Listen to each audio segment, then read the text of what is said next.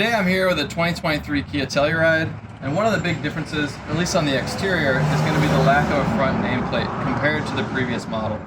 Now, if you like the look of lettering on your Telluride, then we do have a solution for you, and that's going to be this 2023 Telluride Grille lettering.